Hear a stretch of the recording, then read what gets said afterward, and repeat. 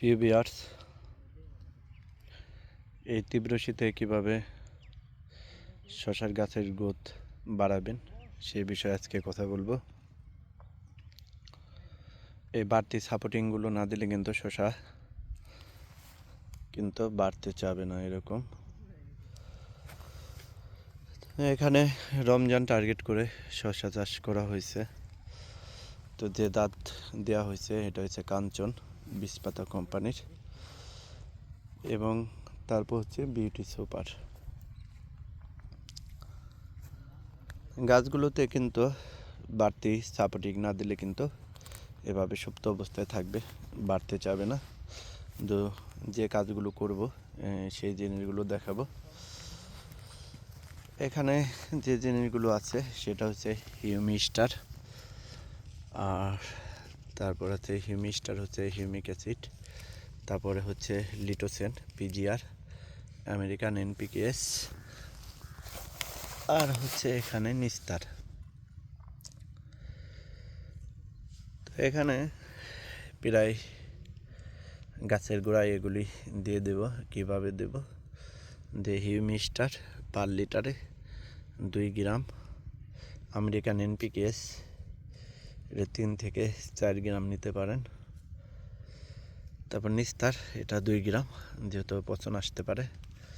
আর হচ্ছে লিটোসেন এটা 2 মিলি করে দেব।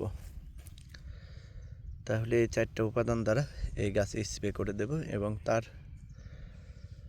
1 সপ্তাহ পরে হচ্ছে তরল সার দেব, যেটাকে লিকুইড সার বলে। তরল সারের উপাদানগুলো আগে কিন্তু বলছি, যে 20 লিটার পানির জন্য কী কী উপাদানগুলো নেবেন ভিডিওতে আছে, তরল সারটা লিখে সার দিলেই পেয়ে যাবেন। তাহলে এই কাজগুলো করলে, এবং পাতায় যেটা করবেন, পাতায় কিন্তু এনপিকেএস 3 থেকে 4 গ্রাম করে স্প্রে করে দেবেন পার লিটারে নিয়ে 3 থেকে 4 গ্রাম এই পাতায় স্প্রে করে দেবেন। এবং এই কাজগুলো না করলে কিন্তু আপনার গাছের গ্রোথ কিন্তু আসবে না। এনপিকে যাদের গাছের একটু গ্রোথ কম মনে হবে তারা কিন্তু এরকম 5 গ্রামও স্প্রে করতে পারবেন। এই যে এখানে কিন্তু গাছ একটা অলরেডি শীতের কারণে মারা গেছে। এবং যেটা করতে হবে, সেচের ব্যবস্থা কিন্তু রাখতে হবে আপনার। তা না হলে কিন্তু যদি পানির অভাব থাকে তাহলে কিন্তু গাছগুলো বাড়তে চাবে না। এখন যেহেতু এই যে থাট পাতা হইতেছে,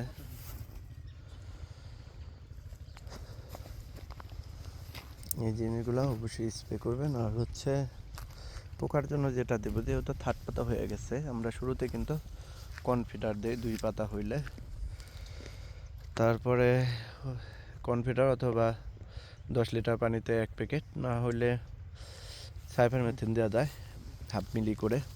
তো যে 4টা উপাদান, এটা লিটোসেন, এটা একটা পিজিআর, গ্রোথ হরমোন গাছের, আমেরিকান এনপিকেএস, হিউমিস্টার।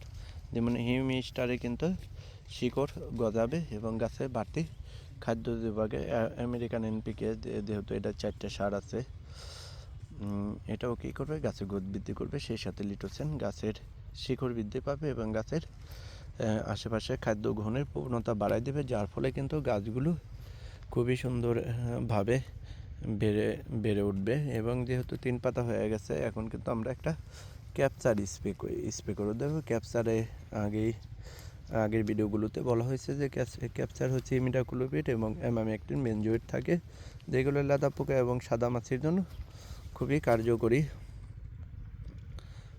কার্যকরী একটা ওষুধ।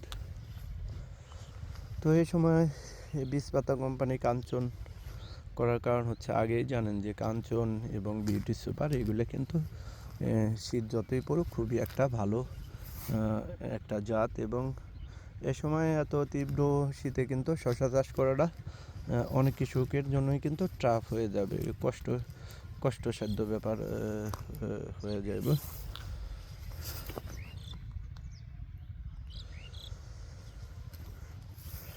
এবং কৃষকরা যাতে ক্ষতির সম্মুখীন থেকে উত্তরণ পায়, সেজন্য কিছু বাড়তি পদক্ষেপ করা,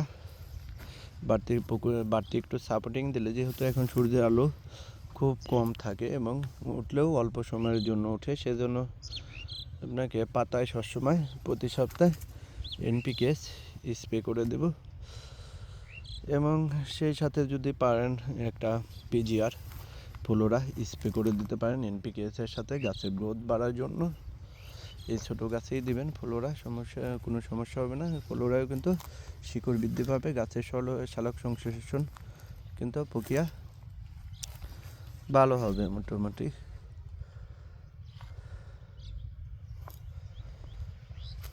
এবং তাছাড়া যদি এই পন্থাগুলো অবলম্বন না করেন তাহলে কিন্তু রমজান ধরাটা কিন্তু কষ্টসাধ্য হয়ে যাবে অনেকেরই, কারণ শীতে এই গাছগুলো এবার তীব্র শীতের কারণে কিন্তু বাড়তেছে না। দিনের বেলায় কিন্তু রোদ থাকে না, এরকম রোদ না থাকলে কিন্তু গাছের গ্রোথ ঠিক মতো হয় না।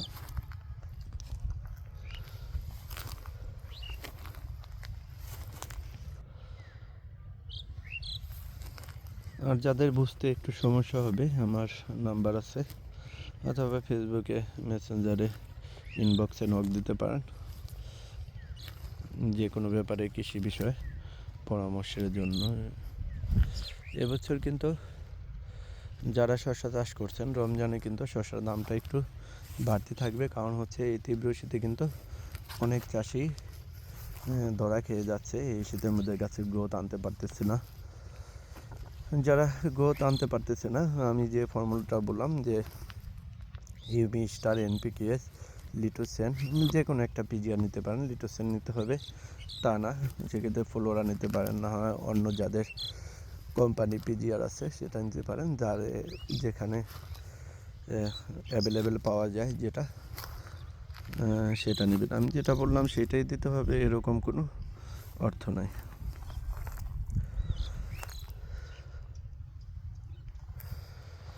তো এভাবে দেবেন, তার এক সপ্তাহ পরে হচ্ছে লিকুইড তরল সারটা দিয়ে দেবেন। তরল সারতে দেখবেন কীভাবে তরল সার করে, ওটা ফুল থাকে, তারপরে ইউরিয়া, জিঙ্ক, তারপরে পিজিআর, এভাবে, তারপর টিএসপি, এগুলি মিক্স করে করতে হয়। তরল সারটা করার জন্য খোলটা আগে ভিজায় রাখবেন এক সপ্তাহ পরে, তারপর ওগুলোর সাথে সারগুলো মিক্স করে পিজিআর মিক্স করে গাছের গোড়ায় দিয়ে দেবেন এরকম।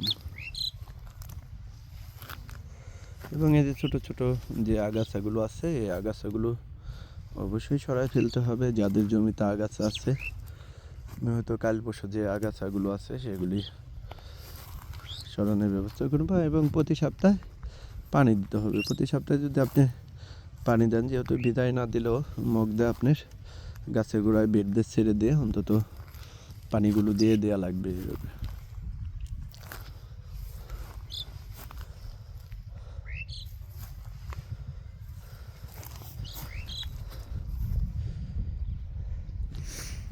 এবং আপনারা অবশ্যই, আমি সাজেস্ট করব এই সময় কিন্তু যে ভালো কোম্পানিগুলো আছে, যে ইয়েগুলো শীত সহনশীল, সেই জাদুগুলো করবেন। এখানে হচ্ছে কালো কালারের, এই কাঞ্চন হচ্ছে কালো হয় অনেকটা শীতের সময়। শীতের সময় নর্মালি সব শসাই কালো হয়, যেগুলি হোয়াইট কালার থাকে শীতের জন্য কালো হয়ে যায়, সাদা কালো।